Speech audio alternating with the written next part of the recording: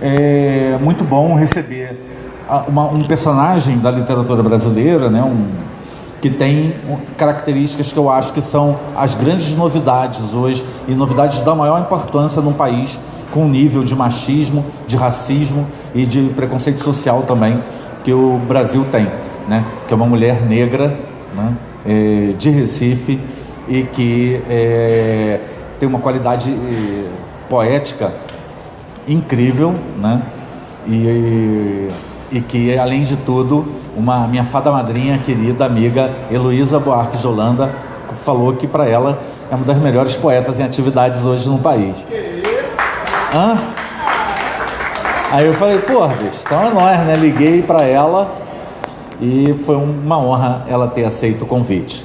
E aí eu poderia falar da relação dela com o Arco Verde e com o coco pernambucano e com a literatura dos poetas do sertão pernambucano e de tudo que levou ela a se constituir poeta e do fato dela ser professora universitária, mas eu vou incomodá-la um pouquinho. E como o Júlio, que vocês conhecem, né, meu sócio, ainda está lá embaixo com o Cal e ele está curioso, eu vou deixar para ela falar o primeiro poema dela depois. Obrigado, mas vou abrir com o primeiro poema dela, não é o único, nem é o que eu acho melhor, mas foi o primeiro poema que eu li da obra da Luna que me tocou mais de perto, que é o Credo. E eu vou começar com ela falando um poema, vocês permitem? Pronto. Pode ser? Dá? Pode. Rola? Hein? Vamos emendar então, dois. O amor é feito bala perdida que acerta um desavisado ao cruzar a rua, ao dobrar a esquina. Às vezes vem num soco, às vezes vem num grito.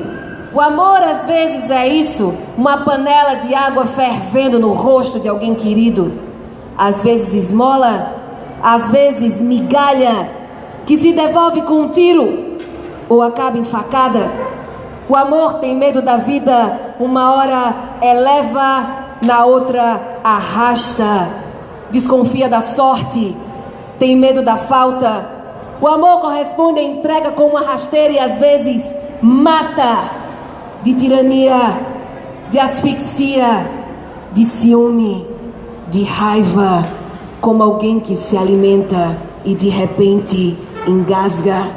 Mas eu acredito no amor de porta de banheiro, de muro pichado, de assento de ônibus, de alto de prédio, de orelhão quebrado, no amor que singra as pontes do Recife ao meio-dia, no amor que corre para cruzar a rua driblando buzina no meio da vida, no amor que xinga e colhe uma flor, corresponde a um aceno, acredita em destino e por acaso cuida e odeia ao mesmo tempo.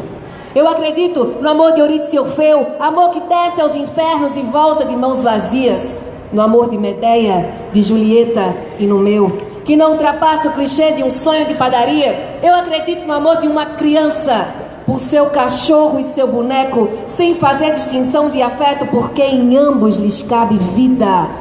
No amor pelo feio, pelo disforme, pelo que é ignorado, no amor que zela e machuca com veneno e cuidado. Eu acredito no amor que nasce nos becos, nas esquinas, às escuras sobretudo, e todo amor que nasce proibido e permanece clandestino à espreita para quem sabe se tornar público. No amor de duas bucetas, no amor entre dois paus, no amor que se embaraça e serena para findar grisalho, no amor que não tem número, que geme, rosna, grita, vulnerável, enciumado, infiel e homicida.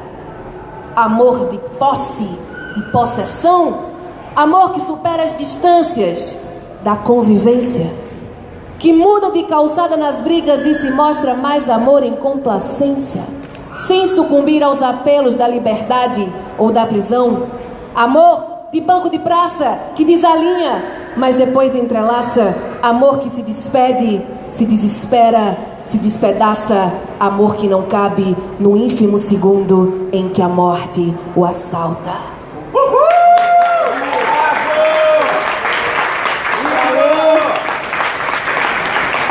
Valeu, valeu. Que massa! Obrigado, Luna. Mãe, eu já agradeço. Você é tão especial que até a Jéssica Oliveira que fez parte da nossa equipe em algumas oportunidades da FLUP, está aqui presente hoje, diretamente de Nova Iguaçu. Valeu, Jéssica. Obrigada. Jéssica é a maior cronista de trem urbano do país. Ela só falta publicar, mas fora isso... Bota pra fora, Queria cara. também agradecer a presença, nossos parceiros, patrocinadores e amigos queridos, Rita Lengruber, da Globo, esse parceiro, e também o Karl Hamburger, que é responsável tanto pelo Castelo Rá-Tim-Bum quanto pelo dia que meus pais saíram de férias. Obrigado, Karl, pela presença. Luna, quando a gente ouve um poema seu, né, e aqui tem vários poetas, e uma coisa que eu gosto de prestar atenção em alguns poetas, além do conteúdo, além da militância que ele possa estar engajado, além dos versos, da capacidade de dizer bem os versos, ou da performance corporal, é a dicção, né? Eu sou um aficionado de dicção. E os poetas pernambucanos, lendo Batatinha quando nasce, esparrama pelo chão, eles têm uma dicção que já é encantadora e que vem de algum lugar, né? De onde veio essa sua dicção? Sabe o que eu acho? Eu começo na poesia, como a gente estava falando, no sertão de Pernambuco. Eu sou de Recife, mas a minha vivência, o aprendizado da poesia vem do sertão, vem de Arco Verde, sobretudo São José do Egito, que é mais para dentro um pouco, fica 6 horas de Recife. E lá a oralidade é muito forte, porque existem várias modalidades de poesia. Uma delas é a cantoria de viola, onde a palavra está associada à música. E o nosso sotaque, ele já é esse sotaque que é meio cantado, que é meio arrastado. A gente já fala cantando. Então eu acho que esse exercício da poesia junto com a música, junto com a naturalidade da expressão, que ela é cotidiana, em forma poética, traz justamente uma dicção que já é natural, que se elabora naturalmente. E eu venho desse lugar, então para mim... foi, como é que diz? Foi osmose. Eu cheguei junto e eu peguei isso daí. Muito bom. Eu estava te contando lá no almoço, né, uma passagem inesquecível da minha vida. Eu entrevistando o Lenine, perguntei para ele por que Pernambuco é um estado que tem uma produção cultural tão diversa. Inclusive um movimento como o Mangue Beat produziu Mestre Ambrosio, Chico Sainz, Nação Zumbi, Cascabulho e tantas outras, né? O Fred 04 e o Mundo Livre, S.A., que são do mesmo movimento, são tudo amigos, bebem cerveja junto no mesmo bar e fazem uma música completamente diferente um do outro, as sonoridades, né? Um podia ser da Islândia e o outro do Senegal, porque não são parecidos, né? Embora tenham uma origem, uma ideia, uma concepção semelhante. E a explicação que o Lenine me deu não foi científica, foi uma explicação poética. Ele falou que isso acontece porque Pernambuco é uma palavra rara na língua portuguesa, é uma palavra com 10 letras e nenhuma se repete. E para quem estuda a língua, é o meu caso, é muito raro na língua portuguesa encontrar uma palavra com 6, a partir de 6 letras, que não tenha nenhuma repetida. Pensa em casa que só tem 4, já tem 2 repetidas, né? Então é muito difícil não repetir letra na língua portuguesa, e Pernambuco não repete nenhuma. É claro que isso não explica nada e ao mesmo tempo explica tudo, que é uma explicação poética. E você me deu uma explicação poética também para os poetas dessa região aí, desse sertão, que está no Rio Pajeú. O que tem aquela água do Rio Pajeú? Deixa eu dizer para vocês, é que a cidade de São José do Egito, ela é parte do Vale do Pajeú, que é um dos sertões de Pernambuco. Tem o Moxotó, tem o Cariri e tem o Pajeú. E aí tem um grande professor que também foi poeta e é mestre de todos em relação a esse conhecimento das tradições lá, chamado José Rabelo, que ele conta a história de que uma viola foi enterrada no leito do rio Pajeú. E todas as pessoas que beberem d'água daquele rio, que significa Rio do Curandeiro, a palavra tupi, Pajeú, estariam ali bebendo água da cura, da purificação e, portanto, da poesia. Então, no Vale do Pajeú tem 17 cidades. E nessas 17 cidades a poesia é muito forte, tão forte a ponto de você ver crianças de 5 anos, 7 anos já declamando poesias, e poesias grandes, né? De um Chico Pedrosa, por exemplo, que é cordel e que tem 8, 12 estrofes, e tem uma criança declamando aquilo ali. Porque é uma prática cotidiana, as crianças aprendem isso numa praça, ouvindo uma cantoria, uma mesa de glosas. Estudam na própria escola quem são os mestres, os cânones, que não estão nos livros, né? mas que são os nossos cânones de lá, na escola desde cedo. As referências literárias, né, do seu lugar desde cedo. E aí em casa, o pai, a mãe, a tia, os primos lendo poesia, dizendo poesia, fazendo pé de parede, né, que são aqueles desafios que são feitos nos terraços de casa. Chama os poetas, chama os cantadores, e eles começam uma noitada de poesia, e embriaguez, claro que é o motor, né, para receber as inspirações, né? E a criança cresce naquele ambiente. Glauber é um poeta lá de Sertânia, da terra de Marcelino. É essa pessoa que cresceu arrodeada de poesia, de poetas, de cantoria de viola, e que nasce aí e aí se torna impossível não ser poeta, não dizer poesia, não ter essa dicção, né? E é por isso que todo o tempo que houver para mim é pouco para dançar com meu benzinho numa casa de reboco. Qual é a influência... Qual é a importância de Lirinha e do Cordel para a tua obra? Do Cordel do Fogo Encantado, não sei se vocês conhecem, é um grupo teatral, musical e tal, incrível, de Pernambuco, cujo criador, líder e tal é o Lirinha, um artista incrível. Lá no sertão existe uma tradição desde sempre muito forte de unir música à poesia. O cordel, ele surge nessa região e justamente unindo essas duas vertentes, e também se alimentando das tradições populares, do rezado, do toré. Quem for no Facebook vai ver uma das primeiras apresentações que o Cordel fez, de 99, né? Que ainda não era esse espetáculo de música, era um espetáculo de teatro, que tem rezado, que tem todo o figurino da região ali, sabe? E eu conheci o Cordel muito novinha, com 9 anos de idade. Eu odiava o Cordel, achava uma zoada, um barulho, porque minha mãe escutava direto em casa, mãe é doida alternativa da época, né? Levava aquilo, botava pra tocar e eu odiava. Mas quando ela me levou pra um show, acho que já com 10, 11 anos, aí eu vi Lirinha pulando, dando pinote pra um lado, pro outro, aquele negócio que ninguém explica de onde vem aquela energia, aquela conexão ali. E aí eu fiquei paralisada, encantada, e ele declama, até hoje, Zé da Luz, ele declama João Cabral de Melo Neto, ele declamava João Paraibano, Rogaciano Leite, Manuel Chudu, Manuel Filó, Louro Branco, Lorival Batista, Pinto do Monteiro, esse povo todinho. Eu ouvia aquilo dali, eu não entendia bolhufas, mas a forma como aquilo era apresentada era diferente dos livrinhos paradidáticos da escola. Mas eu sabia que aquilo dali era parecido com o que eu tinha na escola, que a gente fazia as leituras orais, então aquilo me chamou a atenção porque eu estabeleci uma relação, mas eu não entendia nada. Só no ensino médio foi que eu fui começar, nos finais do fundamental com o ensino médio, foi que eu comecei a entender aquilo ali, fui pesquisar quem eram essas pessoas, né? E aí numa Bienal de 2007, ou foi 2009, eu conheci Marcos Passos, que me apresentou a Zé Moura, Chico Pedrosa, aí me levaram pro sertão. Então assim, todo o carinho que eu tenho, o meu início com a poesia, o que eu escolhi fazer da minha vida também, ser professora de literatura, ser poeta, ser pesquisadora das tradições populares, trabalhar com mesa de glosas, que é a poesia de improviso do sertão. Aqui a gente tem as rinhas de MC. Lá a gente tem tanto a cantoria de viola como os glosadores fazendo disputa de poesia de improviso, só que lá é metrificada, aqui é verso livre, né? Então tudo que eu escolhi fazer da minha vida vem do cordel, vem dessa primeira referência de poesia, né? E aí eu mergulhei. Eu digo tanto isso a eles que eu cheguei a dizer uma vez que a minha vida era uma declaração de amor, a tudinho, vê? Porque é o que eu sou, né? É o que eu me formei. Verdade. E eu vou aproveitar agora que Júlio já chegou, ouvir mais uma poesiazinha, e vou pedir, porque não era o que eu tinha pensado, mas eu perguntei para ela no almoço se a gente soubesse que o mundo ia acabar agora.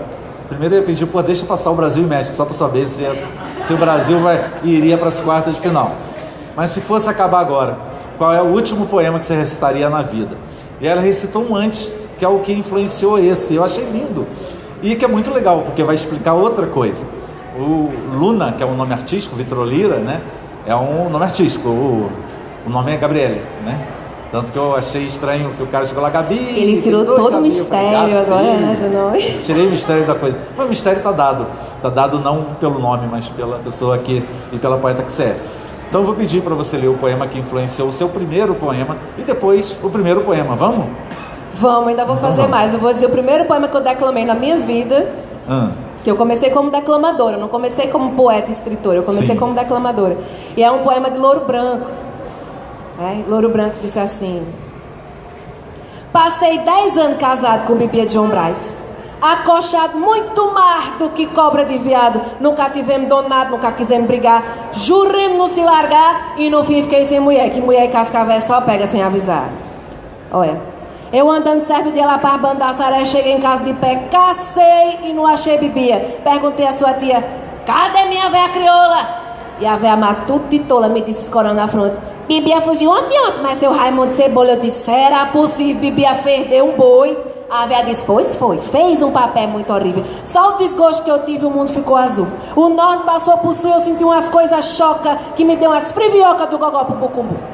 Fui na mala que nós tinha coberta com estopa. Fui procurar nossa roupa e quase caí da camarim. Achei toda a roupa minha. Só fora tava de bebia. Minhas roupas sem as dela só parecia eu sem ela na cama que nós dormia. Um papito me bateu, fui em outra maletinha. Ainda achei a caçolinha dela tomar banho mais eu. Não era mais pareceu com ela quando vestia. Quase que eu morria. Pinotei pelo terreiro. Ainda dei 14 cheiros na caçola de bebia. Visitei a cancela, nossa roça pequena. Vi a jumenta morena que nós botava água nela. Daí, rescordei mais ela, as águas que nós trazia, mas foi me dando umas agonia, umas coisas tão nojentas, que eu ainda beijei a jumenta pensando que era bebida.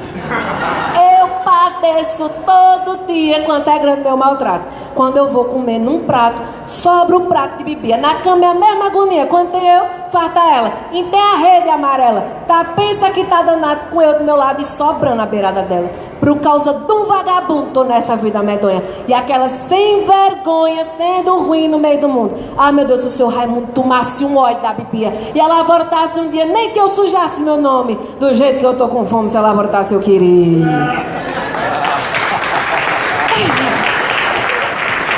Eu queria dizer essa, porque o ambiente da poesia popular, sertão, que é interior, conservador, tradicional, é extremamente machista, né?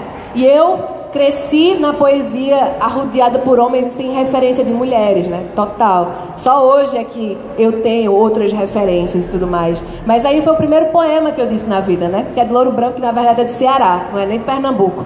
E a primeira poesia que eu fiz já traz toda uma outra energia, natureza, ritualística fêmea, digamos assim, sagrada e tal. Na ideia da lua. O Cancão, que é um poeta de lá, já é falecido, ele é muito conhecido por cantar o sagrado da natureza. E ele fez um soneto para a lua, que foi o mote, o tema, o assunto, a motivação, digamos assim, que eu usei para fazer esse meu primeiro poema da minha vida, que talvez eu erre. Já estou avisando vocês que talvez eu erre, porque, né, muito tempo que eu não digo. Mas Cancão disse assim, divina lua, porque vem chorosa, qual o desgosto que estás sentindo, que na pureza do teu rosto lindo existem traços de que vens nervosa? És como a princesa que ao dormir queixosa sonhou mistérios e chorou dormindo dentre as cortinas de um palácio infindo.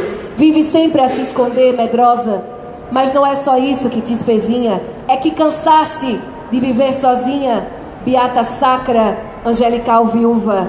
Quem te aflige que soluças tanto? Ah, foi a noite que molhou teu manto pela frieza desse véu de chuva. Isso é Cancão.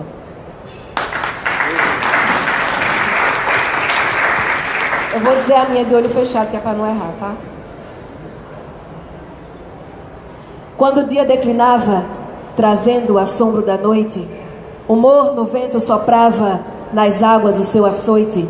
6 horas, Ave Maria, o arrebol se despedia, fabulando seu prenúncio. Nenhuma nuvem navega no céu, a lua escorrega, dando asa ao plenilúnio. O forte clarão dourado, rasgando o bucho do mundo, deixou o mar incendiado e o globo de luz inundo. A natureza explodia no seu divino rebento. Banhando-se de água e sal, o corpo celestial ascendia a passo lento. A pura e sacra donzela, musa de tantos amantes, diva divina que vela o pecado dos errantes, é uma santa no altar, proibida de amar, reservada à solidão, morre e nasce todo dia, e sem sono ela vigia o suor do amor pagão. Toda vestida de sol e de véu, ela aparece, presa, laçada ao anzol das juras e da prece do pescador de saudade, que navega a eternidade pescando prantos na rede, com as mãos cheias de calo, fiel eterno vassalo que no mar morre de sede. Cobiçada por errantes, não dá amor a ninguém. Marinheiros, navegantes, efêmeros não convém. Iluminando a praia, chamada por todo Isaia, ela acompanha o cenário e o pescador adormece com travesseiro de prece no seu desejo berçário. De lá dos confins da terra, a Santa Imaculada, alteza de era, de branda face sagrada, lança o seu perfume no lamaçal do ciúme que a natureza oculta. Mas o amor dorme cansado no seu silêncio pesado que a luz do dia sepulta. Era o dia amanhecendo, dando início à jornada, e o mundo se esquecendo da noite iluminada, e a lua que abaixando pelas ondas se afogando, mesmo morrendo, sorrindo, da terra se despedia, exalando maresia no vento que vinha vindo. Enquanto o pescador se iludia com sua luz e grandeza, a lua exibia a sua força e beleza, cantando na madrugada para a rainha dourada do seu castelo de areia. Lançou-se de vez ao mar, eu vi o amor se afogar na noite de lua cheia. Eita, nós! Luna Vitrolira! Obrigada. Eu tenho um 10, mentira, não tem nada. Menino, fechei o olho para poder ver o... Pois é, menina, e viu, né? E vi, né? Deu Que certo. bom, não esqueceu. Também esse povo quer escrever um poema de 30 páginas, não Tá quer esquecer vendo? depois. Mas é justamente isso, né? O cordel, a gente se inicia muito escutando literatura de cordel, né? Muito nas escolas. Então, essa narrativa longa. Mas eu acho que a métrica, né, o cordel é redondilha, direta, tal, ajuda a memorizar. Tanto- porque tem uma métrica ali que você tem que encaixar ali. Se não encaixar, tem alguma coisa errada, você é obrigado a lembrar, né? Então, tem os estudos que dizem que os cantadores de viola eram analfabetos ou semi-analfabetos e que o processo do cálculo, muitos deles não sabiam, né? Que estava fazendo 7 sílabas, as tônicas, mas aí o ouvido, a cadência já dá tudo isso. Então você tem muitas pessoas que não conseguem explicar a matemática, mas que fazem aquilo como melhor do que qualquer pessoa que saiba matemática, né? Porque aquilo é de dentro, é a verdade ali, do ouvido. Muito bom. Viu, Jéssica? Não fica ouvindo só teatro mágico, não, cara. Tem que ouvir cordel fogo cantado também. Eu aconselho, viu? Muito. Tu, né? Pior que era a Osana que gostava do teatro mágico, nem era você, ó que zoeira. Osana era uma amiga nossa, amiga dela, né, lá de Nova Iguaçu, e a gente conviveu um tempo junto, na época que tivemos na secretaria, por isso que eu fiz a brincadeira com ela. Você dizia que cresceu rodeada de homem e que tinha pouca referência, e de fato, eu diria que na literatura brasileira, não por falta de talento delas, mas pelo excesso de machismo deles, não tinha muitas referências de mulher, para que as mulheres que queriam fazer literatura, seja poesia oral ou escrita, enfim, não importa, pudessem desenvolver seus trabalhos a partir dessas referências, né? Durante muito tempo, Carolina de Jesus reinou quase que sozinha. No mundo de hoje tem outras, inclusive a Maria Firmina dos Reis, que a Flup está homenageando, e tantas outras que foram sendo descobertas ou que foram aparecendo na cena. Hoje, essa cena é muito diferente, né? Eu diria, aliás, que a coisa é tão grave que em 2012, né, Júlio, se a gente tivesse que fazer uma curadoria com uma presença muito grande de mulheres reconhecidas, digamos assim, não sei qual é a palavra certa, mas mulheres que consensualmente nós todos achássemos que são representativas de uma poesia brasileira, independente de gênero, a gente ia ter muita dificuldade de achar essas mulheres, embora elas existissem já. Hoje não, hoje, se a gente quiser fazer uma curadoria com dezenas de poetas importantes, conhecidas, com obra, só de mulher a gente consegue, né? E você é parte dessa cena. Que outras mulheres, tanto do passado, se houver, quanto desse momento seu, suas colegas, né, contemporâneas, que de alguma maneira te influenciam, ou se não influenciam, pelo menos você se sente um par, né? Uma pessoa que eu acho o que essa mina faz incrível, e eu sou parte disso. Então, o massa da geração da gente é que é uma geração de soma, não é uma geração de competição, né? Então, tanto quando a gente vê a competição no slam, é uma competição super saudável que está uma torcendo pela outra, um torcendo pelo outro. Não existe uma rixa de fato, né? E as gerações anteriores têm muito isso desse quadrado é meu, esse quadrado é teu, vai pra lá e tudo mais. E aí, quando você diz assim, quais são as pessoas que te influenciam hoje? Várias mulheres me influenciam pra caramba hoje, sabe?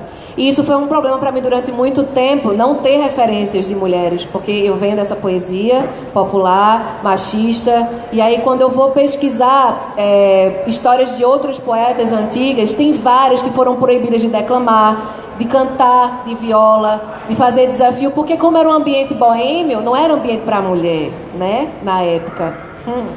E aí, por exemplo, Luzia, que foi uma grande repentista, casou com um cara que também era cantador de viola, mas proibia ela de cantar.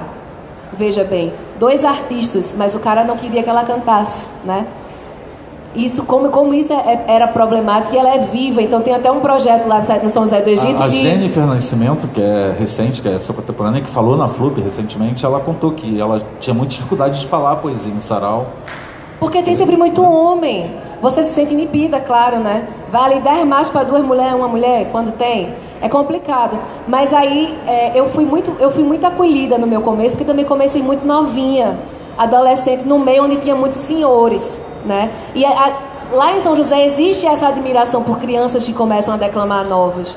Então eu não sou de lá, minha família não é de lá, então não tive repressão da minha família. E como não tinha família na área, o pessoal abraçou aquela criança que estava ali e botou, né? Talvez se eu fosse filha de lá, não tivesse tido esse empurrão de vai, porque a família segura, não bota para voar, né? Mas aí minha mãe me botou para voar, ainda bem. E aí, hoje pesquisando, me dói muito saber da história de Severina Branca, uma prostituta sagrada lá de São José, que era poeta, declamadora, chegava na cantoria, dava um mote, e aí essa mulher hoje, né? Cadê a valorização da arte dela? Não tem. Luzia é viva até hoje. Aí tem umas meninas lá em São José juntando dinheiro para comprar uma viola e dar para Luzia se ela quiser voltar a cantar.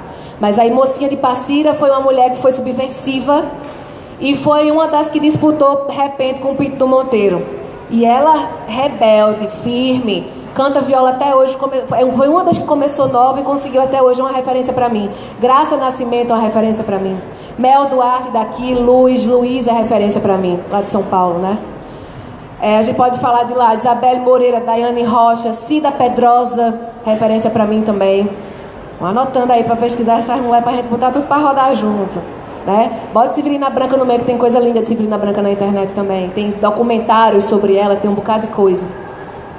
Quem mais que a gente pode falar? Suzana Moraes, Mariane Bijo, Bel Puan, Patrícia Naia, Bione, as meninas que estão fazendo o slam lá, Adelaide, né? Somos todas amigas, a gente se alimenta, né? A gente se empurra, a gente se move, a gente se coloca, se indica para participar das coisas. A gente precisa somar, se botar para frente. Então, essa mulherada toda aí é uma geração que junta para sair botando todo mundo voando junto. Essa galera toda aí. Pronto. Eu vou abrir para perguntas daqui a pouco, mas antes vou fazer enfim, eu tento pensar maneiras de tirar a mediação de mesa, então desse lugar de perguntas e respostas tradicionais, pelo menos.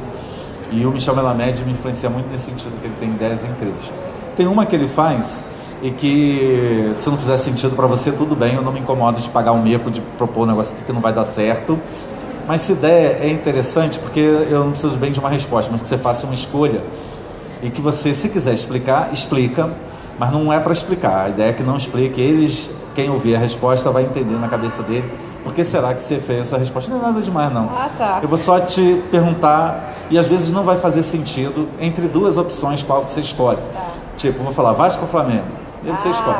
Se você escolher Vasco, eu peço para o Chester apressar seu pagamento e tal, não sei o quê. Se você escolher Flamengo, eu vou dar uma travada no seu trabalho, né? Mas não vai ser tão simples, vai ter pergunta difícil, tá? Então vou começar pelo seguinte: sertão ou litoral? Sertão. Água ou pedra? Pedra. Céu ou chão? Céu.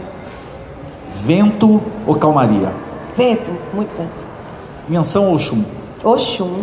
minha mãe. Ixi, Maria, jura? Ora, e eu? É. Né? Casa ou rua? Rua. Isso dá um nervoso na pessoa. Capital ou interior? Interior. Liquidificador ou batedeira? Batedeira. Pronto, né? Rio ou mar? Eita, rio no mar. Rio no mar é bom. Pode fazer isso, pode dar a terceira opção. É porque eu sou né? a primeira Iemanjá, a segunda eu sou Exu, eu não posso escolher. Ixi, Maria, é difícil. Não, uma delas briga e é brabo, né? Tá vendo? Tem que ser rio no mar. Faça uma, você, São Gonçalo. Ok. Metrópole ou adjacências? Adjacências. Milson, não, fala uma. Pensa duas palavras. Cachorro quente e batata frita. Fale Bahia ou Pernambuco, que seja. Tem que ser rápido, velho. Seja rápido. Pode não, vou deixar você passar não. Pronto. Blues. Blues? Blues. Eu adoro blues. Baque virado ou baque solto? Baque virado. Ainda bem. Falei, pô, você sendo cara. você vai preferir baque solto? Eu gosto muito também. Eu também. É difícil isso aí. Vamos lá. Marco Zero ou Sapucaí? Marquês de Sapucaí. Ou Marco Zero, Sabe, Marquês de Sapucaí é o nosso carnaval aqui de escola de samba. meu amor, vou escolher o Marco meu. Zero, é? Marco Zero, Jura? claro. Jura, escolheria qual? Marco Zero, Júlio, Marco Zero. Claro, né? Marco Zero. Muito bem, muito bem. Oi? É da prefeitura. Pronto. Só os pernambucanos entenderam, né? Porque essa é a roots. Essa é roots. Essa é ruim. Malcolm, diga uma. Pelo menos ele não falou da misericórdia. Plugado ou desplugado? Plugado. Plugado? Eu adoro sentir aquela pressão assim. Muito bem, muito bem, muito bem. Pra ouvir ou falar? Falar pra caramba. Prosa ou poesia? A ouvir também. Poesia. Crespolizo. Crespíssimo. Livro ou memória? Memória. Sempre. Vixe Maria. Claro, o livro muito só bem. for da memória. Salva de palmas, Luna Vitrolira. Eita. Última perguntinha minha e depois eu libero vocês, viu? Eu tenho aqui, pode falar quem é gay aqui da turma, não? Né? Porque só a turma entende logo, né? A Quenda é... Presta atenção. A Quenda. Você foi rápido, rapaz. Márcio Rufino. Muito bem. Eu entendi até como outras coisas, que né, eu ouço essa expressão há muito tempo, né? Eu ouço mais desacoendar do que acoendar, inclusive, né? Mas da onde... Eu gosto muito da sua explicação do título do livro, embora seja isso, né? Se liga, mais ou menos, né? O acoenda.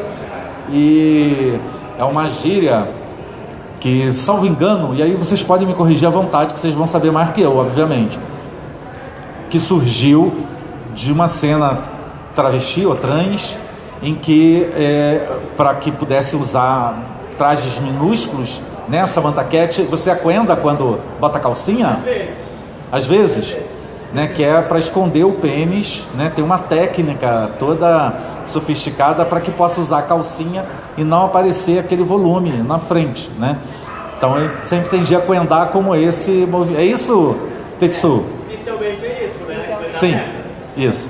Mas aí, claro, a língua é viva, é dinâmica, ela foi ganhando novos contornos e ganhou essa conotação também de acoendar como se liga, né?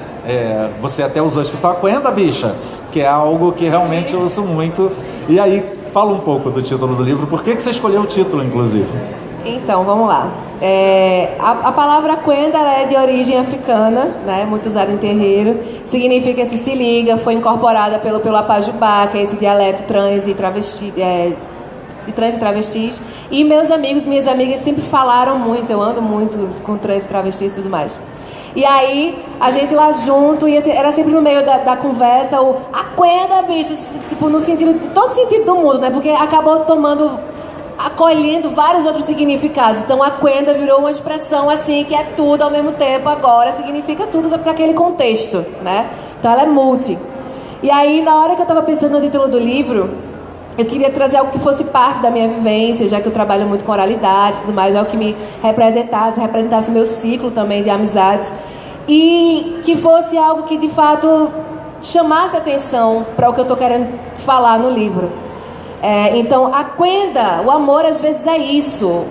Isso que? O amor é outra coisa. A gente é criado, e criadas sobretudo, né, nós mulheres, com a ideia de amor que é muito utópica, é muito idealizado, né? Aquela coisa muito do encontrar o príncipe. E a gente é criada para servir esse príncipe. E a gente se submete numa relação para não perder esse príncipe, né? E aí a gente se prende pensando que o amor é essa coisa sublime que vai curar a gente, que é essa coisa pura e que leva a gente ao céu, quando na verdade é tão naturalizada a violência, a agressividade e as relações que são passionais, né? Então, como Cazuza dizia, o amor na prática é sempre ao contrário. Quando você abre um jornal ou liga a televisão, morre sempre uma mulher esfaqueada, um tiro, uma pedrada na cabeça, uma lapada, os feminicídios, né? Eu fui uma vez na colônia penitenciária feminina lá no sertão, e aí conversando com elas foram vários os testemunhos delas estarem ali por terem revidado alguma agressão do cara ou por terem feito também alguma coisa, e a maioria muito relacionada a esse lugar do afeto, a essas relações, e as pessoas têm dificuldade de entender que uma relação ela precisa de paz. É muito naturalizada essa ideia de para que a relação tenha movimento, dinâmica, seja algo apimentado, tem que ter conflito, tem que ter briga, porque briga de amor se acaba na cama, né? Tem que ser uma relação intensa, a intensidade tem a ver justamente com esse tipo de violência, de agressão verbal, física. Depois as pessoas se abraçam e dizem eu te amo como se nada tivesse acontecido. E hoje, com o feminismo, a gente vem entendendo enquanto mulher que isso não é normal, que passar por esse tipo de agressão não é normal, que ouvir xingamento dentro de uma relação não é normal. Isso não é normal, a gente está sendo agredida psicologicamente também. E como isso sempre foi naturalizado, é tipo, o cara matou, mas ele matou por amor um caramba, saca? Ninguém morre nem mata por amor. Que amor é esse? A Quenda, o amor às vezes é isso aqui, ó. Alguém que joga uma panela de água fervendo no rosto de alguém querido, é um tiro, é uma facada, é migalha. Que amor é esse? Então se liga, a Quenda vem daí, né? Eu até me exaltei, desculpa.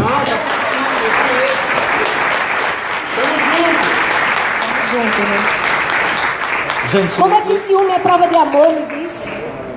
Muita gente que acha que ciúme é prova de amor. E aí se você não tem ciúme da pessoa, você não gosta de mim, você não tem ciúme de mim? Como assim? Aquela ali dá tiro e escambau se o namorado dela olhar para outro, ó. Aqui é Oliveira na área. A criação da gente condiciona a gente para isso, é muito doido. A competição entre as mulheres, Deus me livre, não pode, a deusa que nos livre, pode isso. É isso. Gente, sabe, olha, só para dizer, eu acho que a arte ela tem um papel fundamental na consolidação de certos estereótipos, pensamentos e ideologias. Como eu venho lá de Pernambuco, o brega, o pagode, é muito forte lá. E aí vem uma cantora chamada Musa dizer que bate na mulher, rasga a cara dela por causa do cara. As mulheres que brigam por causa do cara, que é o cabra safado. Dizem, desculpa, homens, mas é isso aí, né? As mulheres disputando o cara, quando na verdade o cara que é o escroto da situação. Porque a gente é educada para estar brigando uma com a outra por algo que não vale nada, sabe? Então acho que tem músicas que romantizam muito essa história toda, e a gente vai cantando aquilo como se fosse uma verdade que vem de dentro, sabe? Quando aquilo só está rivalizando as pessoas não estão percebendo que inconscientemente estão absorvendo coisas que, né? É pesado isso. É verdade. E com tudo isso, acho que a poesia sua, né, a poesia de Luna, é um dos bálsamos assim, que tem, é uma das formas de enfrentar essas questões todas, né? Eu acho até que é um pouco mais que resistência. Eu acho que essa geração deu um passo além da resistência, que vocês estão produzindo um mundo novo, né? Hoje eu já tenho vários amigos que tinham que não eram do mal, assim, não chegariam a bater ou dar facada, né, na mulher, mas que tinham uma visão machista do mundo, e que hoje eles têm uma preocupação, né? Só de ver a mídia tradicional, né, condenando o comportamento dos brasileiros na Rússia, né, que estão assediando as jornalistas, mulheres todas, de uma maneira ostensiva e ofensiva, e isso aconteceu sempre, e ninguém nunca falou nada, nunca saiu na mídia aqui. Os brasileiros ficam falando besteiras para as mulheres no mundo inteiro, e agora é um escândalo, né? E isso não é só porque de repente a mídia sacou que isso não é legal, foi porque muitas mulheres usaram suas vozes nesse sentido, né? Não é só no Brasil, né? Não, no mundo, sim, todo. Claro. Tem uma coisa aqui do livro de Luna, uma informação a mais, né? O livro saiu pelo selo do Marcelino Freire, nosso escritor, querido companheiro. Menina, então, Rejane, pelo Selo Livre, que é o selo dele. Esse é o primeiro livro do selo dele, e o Marcelino é tão louco que no momento de crise, né, de dificuldade que o mundo está passando, ele resolveu editar o livro dela em 3 cores. O meu é o azul. 4 cores. Tem o verdinho, tem o abóbora coral, se preferirem, e tem o vermelhinho, ó. Ele disse que o amor a gente vai sortear, cadê a Ju? A gente vai sortear um vermelhinho e um abóbora, hein? Versão Lula livre. Deixa eu só dizer pra vocês, o Marcelino junto com o Vanderlei, eles têm a Edith, parceria. E aí o Livre é esse novo selo da Edith que ele tá lançando, e aí, como bem Écio falou, esse livro tá sendo o primeiro desse novo selo. Então já falem com o Marcelino aí pra publicar pela Livre. Boa, boa. Antes do primeiro pergunta, ela vai ler um poema desse livro aqui, então, já é? Eu fiquei pensando em dizer o poema. Nenhum poema tem título, na verdade, mas pra mim tem título, só que não tá no livro. O poema que dá título a esse livro aí, posso dizer, tem tempo pra dizer 2? Ou eu digo um agora e um no final? Você que manda, eu sou humilde serviçal. Eu digo um agora e um no final, então, pra encerrar. Pronto, né? Pronto. Ei, moço, abre bem os teus ouvidos, contém os teus instintos e me escuta. Não vai nessa de chamar uma mulher de vagabunda, cai fora e deixa-ela em paz. Engole esse assovio, esse vício de bicho viril e vaza, rapaz. Que ser mulher nunca foi fácil, sofrer privações e bombardeios vindos de todos os lados, ser subjugada, tida como frágil, incapaz, dependente e limitada. A da cama, mesa e banho do lar e requintada, definida pelo corpo, escolhida pelo corpo, banida pelo corpo, assediada e humilhada. Desde quando maestria é motivo de risada? Ser vítima e ainda ser culpada. Sou mulher, fêmea, moço.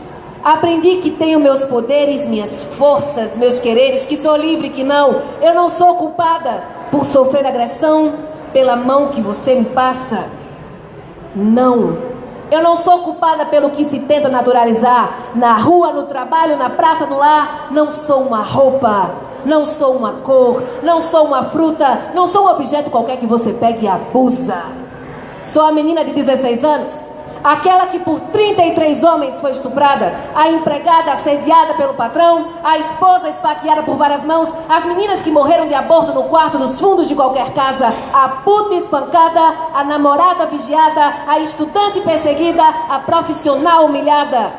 Sou aquela de quem se tirou a voz, Marielle, feita de refém. Eu sou todas elas e vocês, mulheres, também.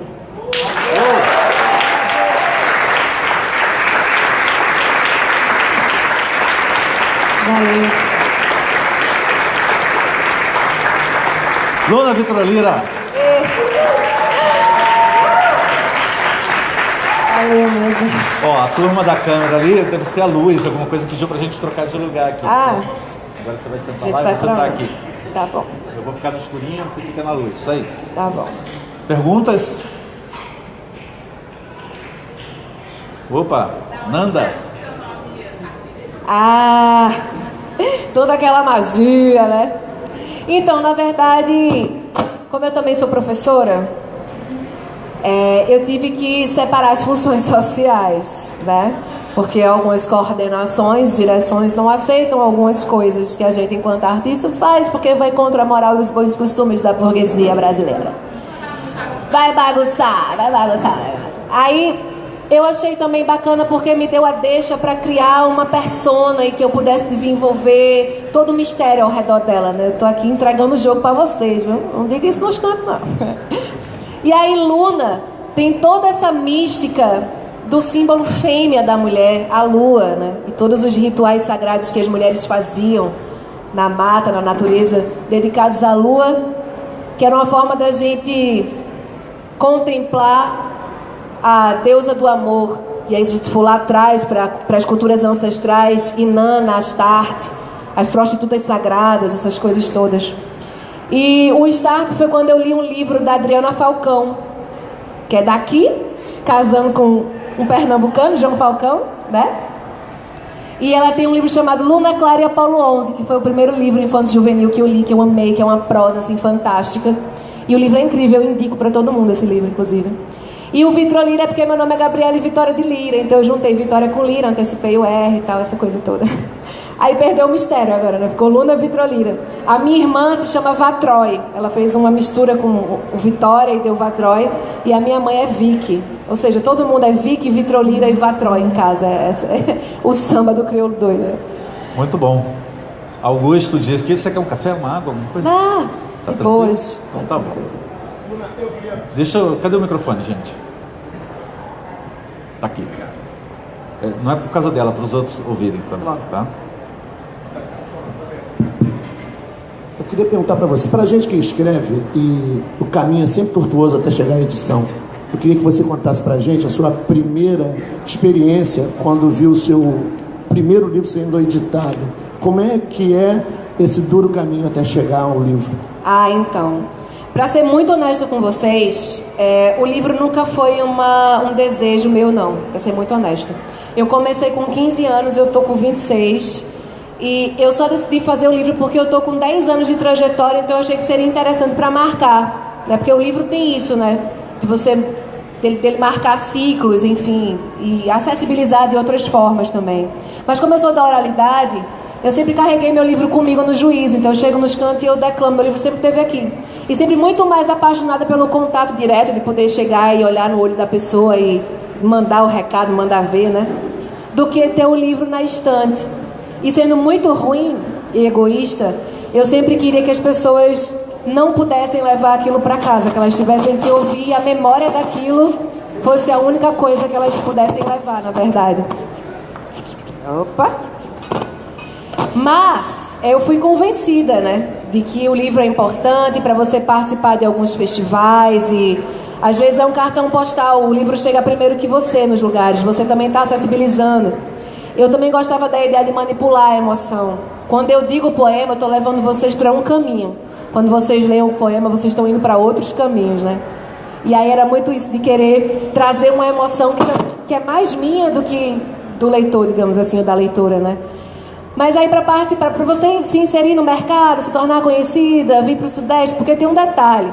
Sou mulher negra e sou mulher negra nordestina, entendeu? Então a gente, embora tenha uma cultura muito rica, a gente recebe muita informação e não consegue mandar tudo que a gente tem lá. Quantas dessas poetas todas que eu falei aqui, né, são conhecidas pelo Sudeste? Talvez nenhuma, inclusive, né? Eu estou tendo essa oportunidade de vir.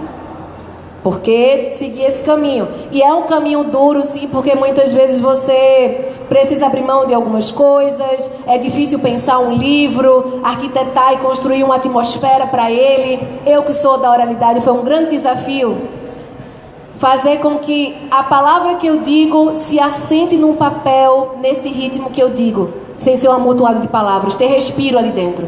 As pausas que eu dou aqui, as intenções que eu dou aqui, como é que eu vou trabalhar isso no papel? Se isso é uma coisa que vem da minha voz. Marcelina, a luz da vida da pessoa. Sentou comigo e disse, Luna, vem cá. Sabe? E explicou para mim o quanto aquilo é importante para que a poesia chegue na outra pessoa e que a pessoa consiga construir sentidos de maneira mais, sabe, mais subjetiva dela. Porque se eu dou o texto todo corrido, fica aquele negócio, né? Então como é que eu vou distribuir isso aqui? Então foi um processo difícil demais. Mas aí, de alguma forma, é algo que eu acabo fazendo com os meus mais próximos. Dizer assim, ó, eu aprendi isso aqui. A gente que vem da oralidade não tem muito essa noção de estética, de organização, do assentamento da poesia no papel. Vem cá, vamos lá, vamos fazer junto, tal, não sei o quê. E aí teve Marcelino comigo e teve Stephanie Marion, que é de São Paulo, que estava fazendo uma oficina de escrita confessional lá em Recife e me ajudou a construir a atmosfera, porque tem isso, o livro ele não pode ser simplesmente um amontoado de tudo que eu escrevi na minha vida até hoje, né? ele tem que ter um sentido, tem que ter uma narrativa, ele tem que ter uma ligação de alguma forma. Essa é o que a gente chama dessa atmosfera poética. Algo que vai conduzir o leitor a uma compreensão ali, sabe? Então foram os primeiros desafios. É quando você tem esse material pronto, que é o primeiro problema, ter ele pronto, é você oferecer, é bater de porta em porta, né? Chegar lá e mandar aqueles PDF para fulano, para cicrano, para beltrano. E aí me apareceu a Patuá. Porque o Eduardo, ele tem já um trabalho há muito tempo de pegar as pessoas que estão começando ali e dar essa oportunidade para os novos autores, os jovens autores, pessoas que têm vontade de publicar, e faz acordos ali que viabiliza o projeto e tudo mais. Então foi a minha primeira experiência, foi com a Patuá, né?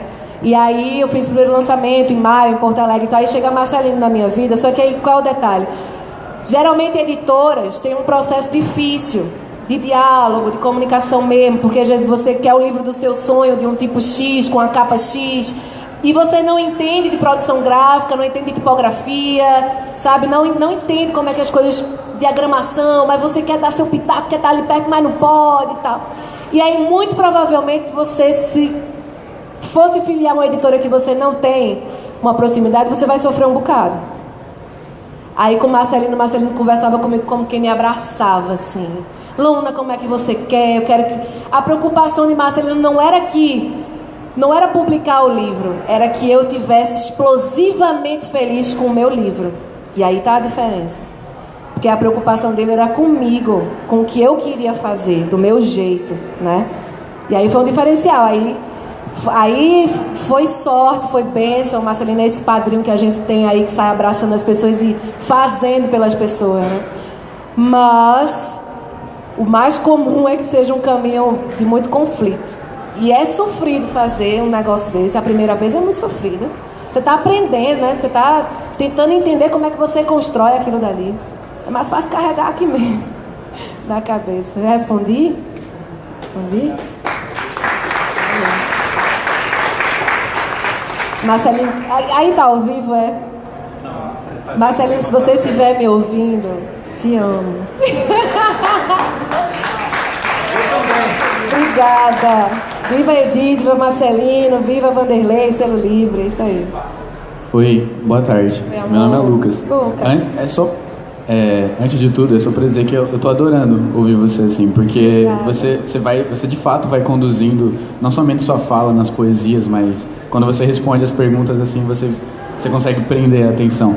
E é nessa ideia de te ouvir mais que por ter escutado o que o Écio falou sobre a sua produção, eu queria saber de você, com relação a esse novo espaço, quando ele citou agora há pouco, dizendo que vai para além de resistência, que nós estamos criando um novo espaço. Embora eu tenha a minha opinião acerca disso, eu queria entender sobre o que você pensa, sobre esse espaço que você, enquanto mulher preta, nordestina, totalmente empoderada, com toda essa performance, sabe? Qual é o caminho que você está abrindo ou que você está perpetuando dentro da sua forma de escrever e tudo mais? Por quê? Porque, do mesmo modo como tu disse que antes de você já existiam mulheres que escreviam e elas não tinham a devida atenção, o reconhecimento pelo que elas faziam, eu fiquei com isso na cabeça justamente pensando, se já existiam, talvez não se trata de criar um novo espaço, talvez esse espaço ele já estava ali há um tempo e a gente só está exibindo. Então, me fala um pouco sobre qual é o espaço que você produz, como as pessoas, como você faz para essas pessoas, para quem você escreve, porque eu sempre, pensando em recorte, eu penso que você escreve pensando em alguém especificamente, ou em alguéms, né? Então me fala um pouco sobre isso, por favor. Então, a minha resposta está no meio da tua pergunta, porque eu acho que a gente deve compartilhar da mesma ideia. Eu não acho que eu esteja abrindo caminhos, nem acho que a gente que está fazendo também está abrindo caminho. O que a gente está fazendo é fortalecer uma consciência desse caminho que já existe e, na soma, falando mais alto desse caminho que já existe, né? E aí, quando a gente fala em consciência, isso é muito doido, porque é a gente se fortalecer e entender que aquele lugar também é nosso e que a gente está aqui, que a gente tem que ocupar esses lugares, esses espaços, esses territórios e que ninguém está dando voz a ninguém. Ninguém está me cedendo um lugar em canto nenhum. Nem eu estou aqui abrindo porta para ninguém que está vindo de lá. Eu estou aqui mostrando que lá tem muita coisa boa que não consegue chegar aqui. Só o que eu estou dizendo. Eu estou trazendo todas essas vozes comigo. Quando eu falo de Graça, quando eu falo de Cancão, de Severina Branca, eu estou trazendo todo mundo comigo, porque todo mundo me habita. Aprendi com essas pessoas, né? Eu sou parte delas, elas são parte de mim, é isso aí, né? Então, é a gente fortalecer uma consciência de que a gente tem que estar nos lugares, de que a gente tem que falar de certas coisas, que a gente precisa da união, de chegar junto, da soma, da ciranda. A ciranda é um grande ensinamento lá. A ciranda é uma brincadeira, mas é um grande ensinamento. A ciranda é irmandade, aquilo que roda, aquilo que acolhe, aquilo que cresce. E se cresce tanto que não cabe, ela vai criando outras rodas dentro, mas vai acolhendo todo mundo que entra, entendeu? Então a ciranda para mim é o símbolo, uma metáfora de tudo isso. Então concordo muito contigo. E quando eu escrevo, eu nesse meu processo de reconhecimento, de autoconhecimento e reconhecimento, eu penso muito nas coisas que eu passei e que nas minhas semelhantes, iguais, irmãs e irmãos passaram também. Então, por exemplo, um poema que eu pensei muito em dizer é muito parte do que eu tenho pensado bastante, que vai ser o próximo livro já, sabe? Acho que eu não vou dizer agora, né, a poesia, mas eu não sei se eu respondi, ou se eu fui muito breve, muito simplista na minha resposta, porque é um papo profundo isso aí. Mas eu acho que o lugar da gente é da gente se conscientizar de que a gente tá aqui, que esse lugar é nosso mesmo. Não tô abrindo porteira não, pra ninguém não. As porteiras estão lá, estão aí, não? E o diálogo, no diálogo a gente se fortalece para que as outras pessoas que ainda estejam ali, assim, façam assim também, né? Somente a gente que é mulher. Eu estudando sobre a prostituta sagrada, ela vem a louca. Eu indico esse livro para todo mundo, viu, também. Porque aquela coisa do conhecimento a gente não pode prender, a gente tem que divulgar. Então, se for um livro que mudou muita coisa para mim, é uma coisa que pode mudar para muita gente também. Assim como Mulheres que Correm com os Lobos e tudo mais. A gente fica muito presa à tradição judaico-cristã, né? Ou até a mitologia greco-romana. E cadê a mitologia africana? E cadê os povos neolíticos e paleolíticos e o que está lá atrás? E houve um tempo em que as mulheres eram o centro das culturas, das civilizações. Era o matriarcado, era a mátria, não era a pátria, entendeu? E não existia isso de a mulher estar acima do homem. Existia um equilíbrio, como o yin e yang, né? Aquela coisa das duas energias. Vou pensar do hermafrodita, que une as duas coisas e são duas energias equilibradas ali. Então, a mulher tinha um papel central e ela é que estabelecia a conexão entre o terreno e o divino, através das relações amorosas, né? Isso eu estava falando da prostituta sagrada. A gente não consegue conceber hoje prostituta e sagrada na mesma linha, né? Porque ser prostituta pela tradição judaico-cristã é a carne, né? Mas aí, quando era a mulher, o entendimento de corpo e alma era o mesmo.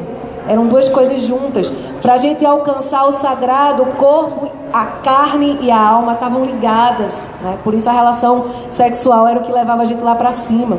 Quando o homem começa a dominar pela força, e aí vem as outras tradições que criam o Deus à sua imagem, à sua semelhança, a mulher se torna inferior.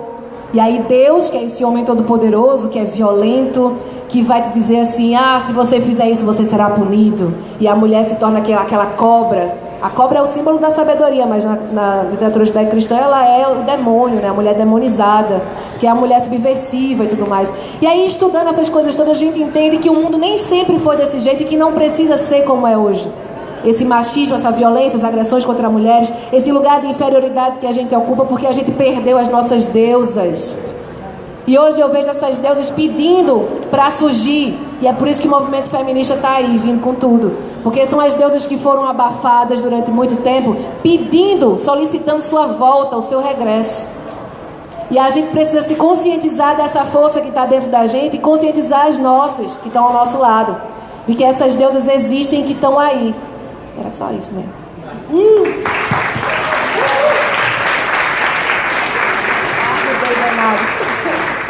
Ô Luna, antes de agradecer aí pela contribuição literária, né, que é Pernambuco.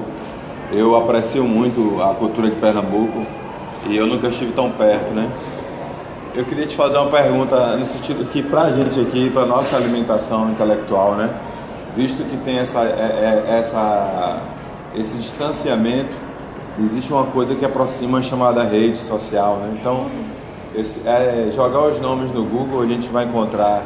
Mas você que é de lá, existe alguma plataforma na qual a gente possa acessar principalmente essas escritoras, porque eu acho interessante, diferente da poesia e da música da maioria das grandes cidades, dos grandes estados do Brasil, Pernambuco, em toda a sua literatura, em toda a sua arte, ela é muito carregada de imagens, de tempos, de locais, ela dá uma ideia a você, sempre traz muita informação. Eu, por exemplo, não conheço nenhum texto de Pernambuco que eu tenha lido, ou nenhuma música de Pernambuco que eu tenha escutado que não me force a pesquisar, a estudar. Então dá para perceber que vocês têm vocês carregam uma gama de informação muito grande. Eu queria saber se existe alguma rede, na mídia, alguma plataforma que a gente possa acessar e pegar esse alimento.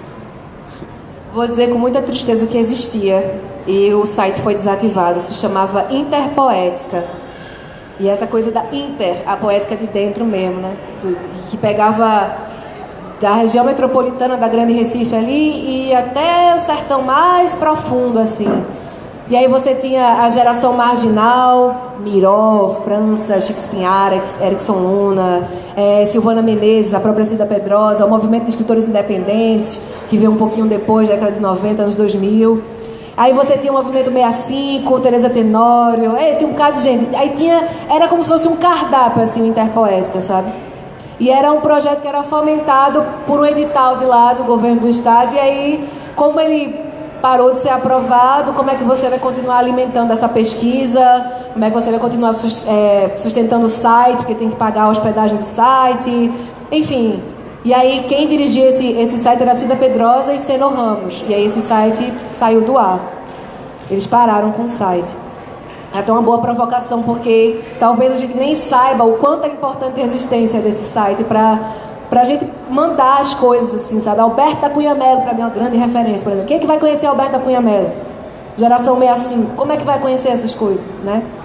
E aí tem um problema muito maior, porque, por exemplo, o Suplemento Pernambuco, a revista Continente, não fala da poesia que é de Pernambuco, fala da poesia que é do Sul e do Sudeste, para que a gente seja informado lá. Mas quem é de lá não está informado do que é de lá também. Não está inserido. E como são duas revistas de circulação nacional, como é que as pessoas vão saber também? Aí teve uma menina que se formou em letras, está estudando jornalismo e por acaso está trabalhando na revista Continente. E ela fez uma capa da Continente, que foi Bel Puan, eu, Bione e Adelaide. 4 mulheres negras da periferia na capa de uma revista falando da poesia de periferia.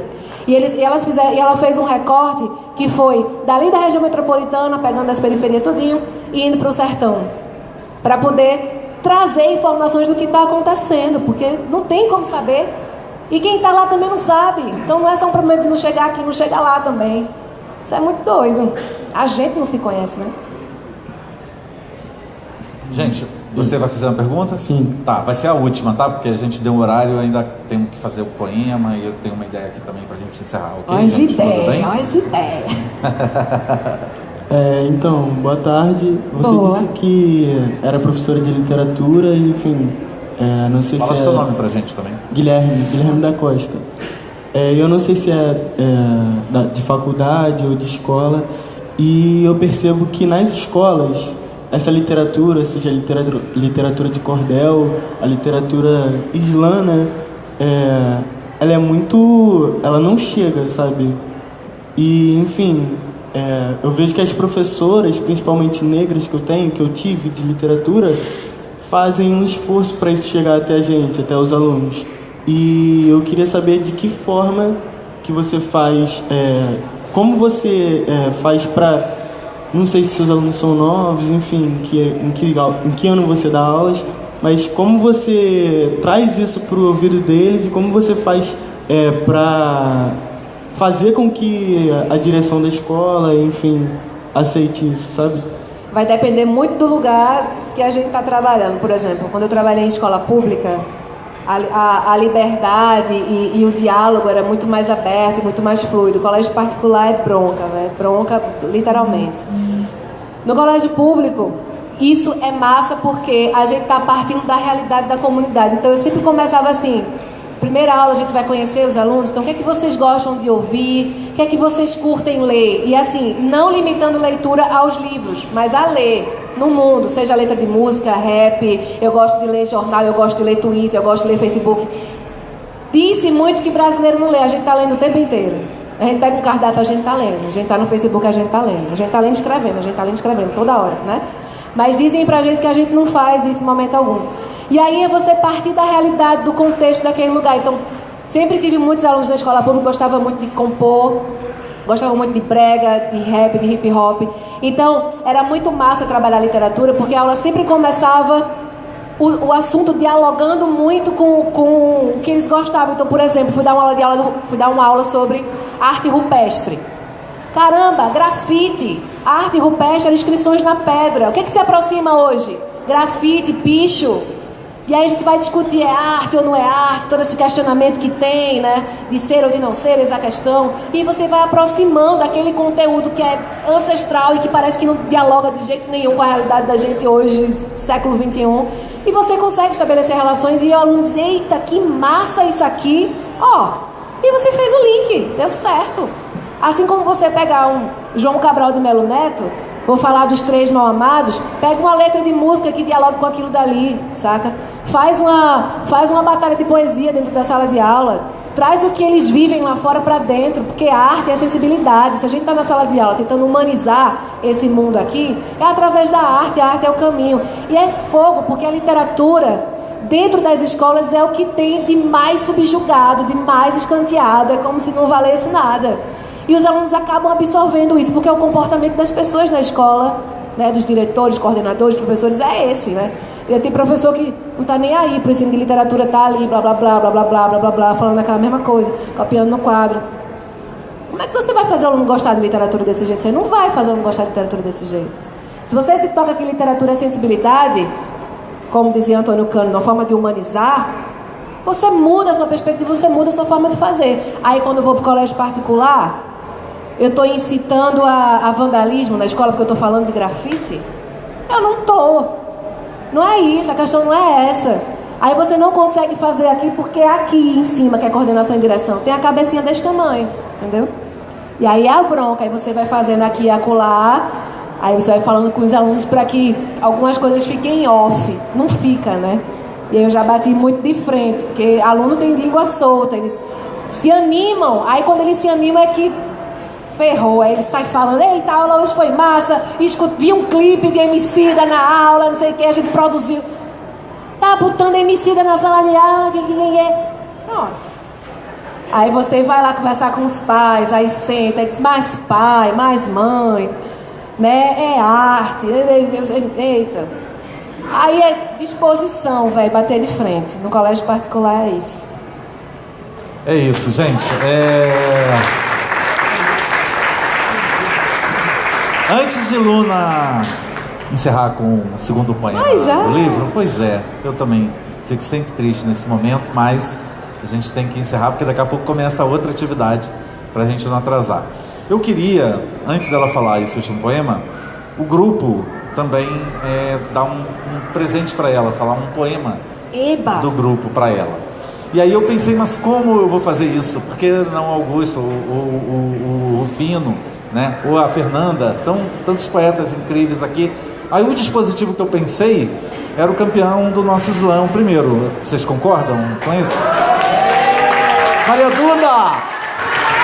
Que bom que vocês concordaram, foi fácil. Maria Duda, bora? Melhor!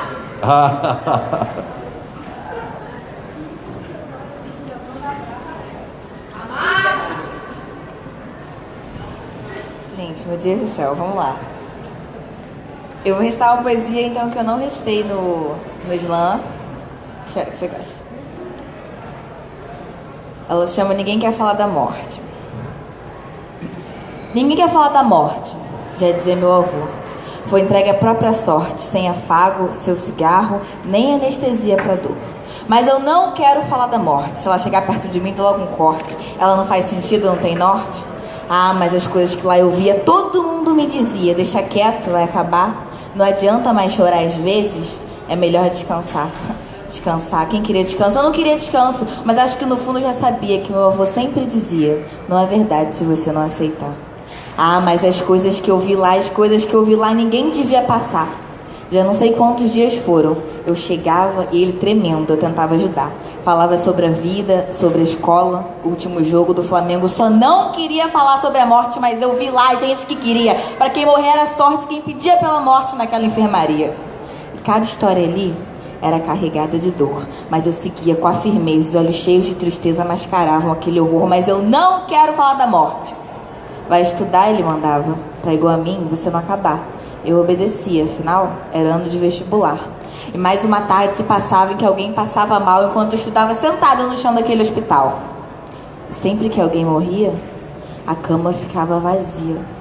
Quem seria o próximo à morte perguntava em silêncio, claro. Todo mundo ignorava. Acho que na verdade ninguém queria sentir o suculento que a palavra morte dava ali. Mas vão dizer que era mentira. Mas qual é mentira se eu ouvi a morte dizer que preto pobre não tem chance por aqui? Mas meu avô não era santo, longe disso. Me ensinou a não julgar. A droga, mas que droga, não se droga, era o que ele tinha pra me ensinar. Eu aprendi?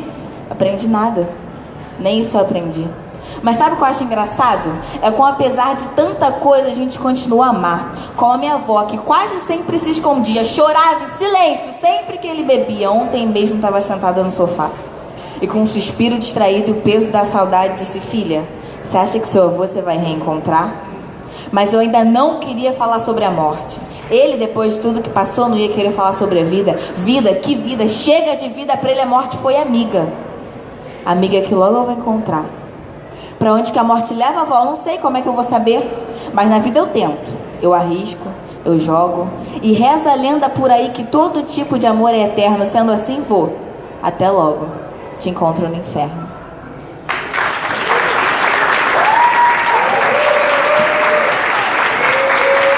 Maria Duda.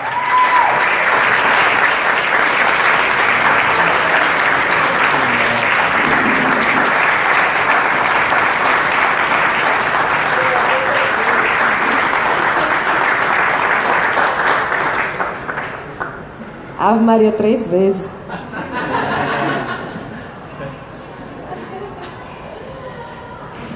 Obrigado, Maria Duda. Obrigado vocês por terem concordado com a única coisa que me ocorreu que poderia ser justo, né?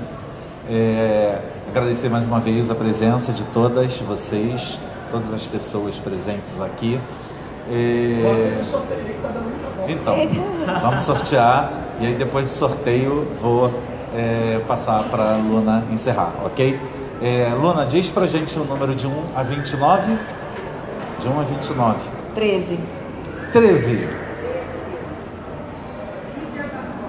Lívia Barbosa.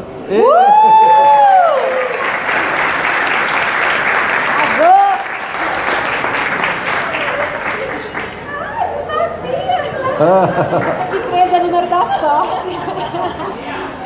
Tá vendo, gente? Cadê? Eu pego aqui? Ou laranja? Foi qual? Laranja? Pode ser, pronto. Laranja. Daqui a pouco ela vai autografar aqui, aí você pega lá, tá bom? Júlio.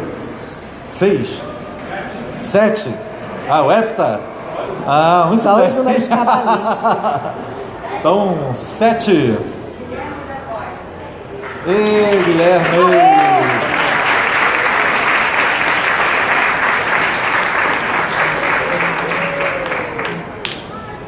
Depois eu desenrolo com o Júlio, mas vou dar um de presente para Maria Duda também. Mais 2? Jura? Caraca, o Júlio tá com dinheiro. De onde saiu esse dinheiro, velho? Ontem mesmo a gente tava duro. Que porra é essa? Então diga outro. Que não seja 7, não seja 13. 22. Tempo. Rodrigo dos Santos. Ê, garoto.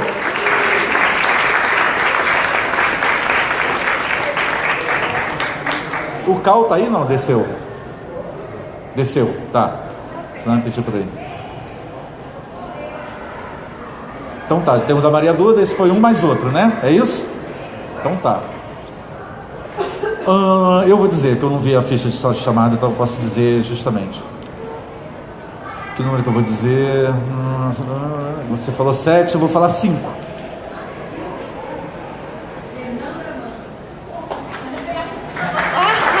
Ela até passou. Ela falou quase.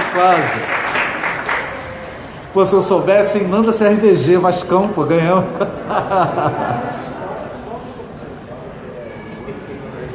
Gente, então é isso. Obrigado. Depois desenrola com o Júlio aí, que eu sei que só tinha 50 ali no caixinha ali da Juju, hein? Depois a gente vai ter que desenrolar aí para pagar esse caô aí.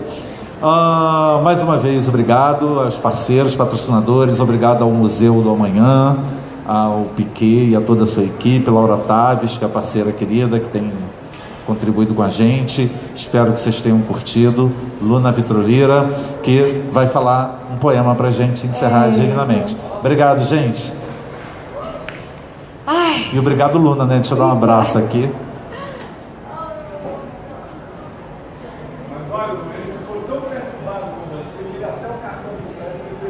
Eita! Olha! Você comprou outro livro. É a Preta lá em casa, quando vê do lado, né, de uma belezura dessa, imagina. O problema que eu vou ter quando chegar em casa hoje. Não, pelo amor de Deus. Ó, a gente falando daquela coisa da conscientização, autorreconhecimento e tudo mais, que é uma coisa que dói na gente, né? Se aceitar, se reconhecer. Então esse poema fala um pouco sobre isso. Eu não preciso nem contextualizar, nem explicar, porque ele fala por si só. Diz assim: não aponte minha cor, não ria do meu cabelo, não me chame de mulata, não sou parda, bronzeada, exótica, mestiça, morena escura, nem morena clara. Sou mulher negra, irmã guerreira de Dandara, de trança, de black, de dread, lisa ou cacheada. Sou senhora do meu corpo, da minha vida, do meu lugar de fala. Abre alas, que trago na pele palmares a beleza de meus ancestrais. Trago no peito a voz da memória, do canto dos canaviais. Trago no corpo a nossa versão da história que nunca foi contada. Abre alas, que sou mulher negra e andarei por onde quiser, porque sou livre e não serei mais silenciada, subjugada, invisibilizada. Ser mulher negra é ter força, é o meu poder, não a minha sentença. Ser mulher, ser negra e ser respeitada. Apanhei por ser gorda, menina preta e pobre. Cresci ansiando pelo dia que minha pele aos poucos começaria a clarear. Deixei de ir à praia, de brincar na rua. Usei mangas longas para esconder os braços do sol. O meu cabelo, que não tinha gravidade, era crespo e se agarrava nas coisas. Alisei. Não era bonita, não era magra, não era branca, era gorda, menina preta e pobre. Ninguém me avisou que apanharia por isso. Ninguém me avisou que não seria amada por isso. Morri várias vezes, sonhei ser mulata. Mulher fruta, dessas que ao menos é desejada. Atraí olhar de homem branco que não me xingasse, que não me batesse a mão na cara. Sai daí, bombril! Cabelo pichain! Saci! Carne de vaca! Era eu? Tudo isso era eu, e tinha gente que dizia: eita, que essa menina deu sorte, nasceu com o nariz afilado e nem é tão escurinho assim, vai clarear quando crescer. É só ter paciência que vai ser parda. Parda poderia ser rainha, deusa, musa de poeta, sereia, poderia ter voz, lugar na mesa da sala. Parda poderia ser parda. Nada mudou. E eu, gorda, menina parda e pobre, continuei apanhando até descobrir que Deus é uma mulher negra e me aceitar. E eu não tô só. Obrigada, minha gente. Obrigada.